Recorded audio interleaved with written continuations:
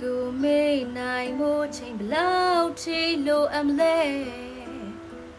ပင်မလို့နေတွေကိုငါတယောက်တည်းအန်တူလို့တဲ့ရိုးစံဖြတ်နိုင်မို့ချိန်ဘလောက်ထိပေးရမလဲကိုတယောက်တည်းပြိုင်ပြီးတယောက်တည်းငိုပြီးပြန်ရတယ်ကလည်းပြနှုတ်ဆက်ကထွက်သွားထားခဲ့ဖို့မင်းစိတ်မှာဟိုတွေကတွေးထားရလားနောက်ကျော်ဘက်ကတားချက်ကိုမြင်ပါတယ်မင်းမသိလို့ငါငြိမ်နေလိုက်ပါတယ်ငါတလန်တို့ရဲ့နေငါပဲနောက်ဆိုလို့တော့မင်းနာမနေခြင်းလို့ကြိုးစားမိအောင်မ